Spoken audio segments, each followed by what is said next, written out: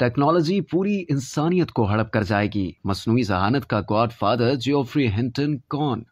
जियोफ्री Hinton एक तारीख साज बरतानवी साइंसदान जिसे मसनूई जहानत एआई का गॉडफादर कहा जाता है। वो गूगल का एक रिसर्चर था जिसने हाल ही में गूगल से इस बुनियाद पर अलहदगी इख्तियार की है कि ये मसनूई जहानत एआई की जिस रफ्तार से तरक्की हो रही है, इसमें हम बहुत करीब हैं कि ये अगर किसी शैतान सिर्फ इंसानों के हाथ लग गई तो ये पूरी इंसानियत को हड़प कर जाएगी। और ये कहना बहुत मुश्किल है कि हम इस मसनूई जहानत को शैतानी हाथों से बचा सकेंगे। ये टेक्नोलॉजी वीडियोस, फोटोज और कहानियों को मुकम्मल तौर पर कायल करने की हद तक तोड़ मड़ोड़ के पेश करने की सलाहियत रखती है और इससे लोगों को असली और जाली का फर्क करना नामुमकिन हद तक पहुंच जाता है। एआई के जरिए इतने काम खुदकार हो जाएंगे कि इस कुराए अर्ज पर बेरोजगारी का ठाठे मारता समंदर फैल जाएगा। हिंटन को इस नुक्ता नजर तक पहुंचने में 5 दहाइयां लग गईं, जब उसने एडनबरा यूनिवर्सिटी से एआई में डॉक्टरेट किया। 74 साल जियोफ्री हिंटन लंदन के इलाके विंबलडन में साइंसदानों के खानदान में पैदा हुआ। इसके बाप, दादा और एक कजन सब रियाजी, न्यूक्लियर साइंस, फिजिक्स में बरतानिया के बड़े नामों में शुमार होते हैं। डॉक्टर हिंटन को 1998 में रॉयल सोसाइटी का मेंबर बना दिया गया था, जो कि बरतानवी शाही एजाज समझा जाता है, जहां इसने मसनूई दिमागी आसाब पर बड़ा काम किया और एक तरह का मिसिंग लिंक तलाश कर लिया जिससे ये मसनूई ज़हीन आसाब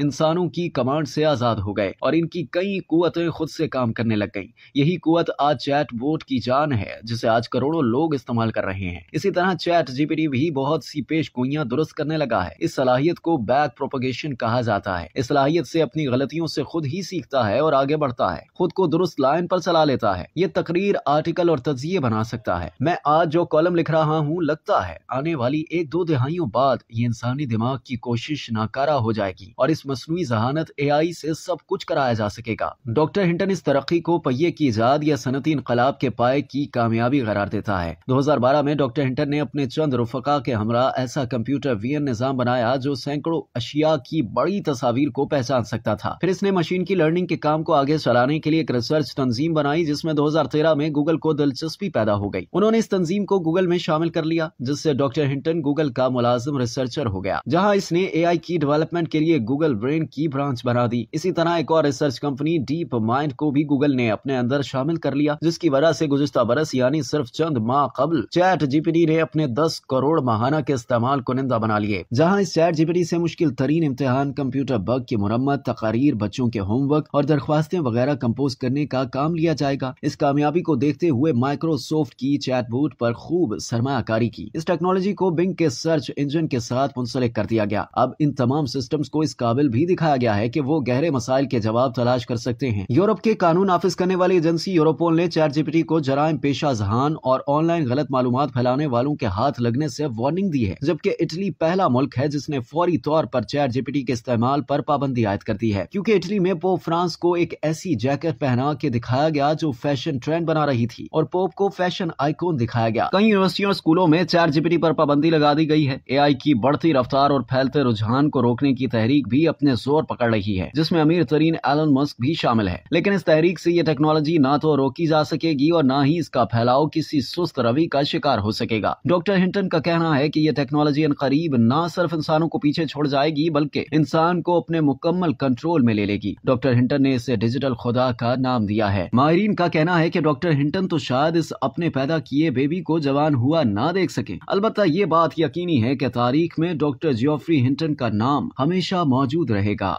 अब तक के लिए इतना ही। मजीद जानने के लिए सब्सक्राइब कीजिए डेली जंग यूट्यूब चैनल और लाइक कीजिए डेली जंग फेसबुक पेज।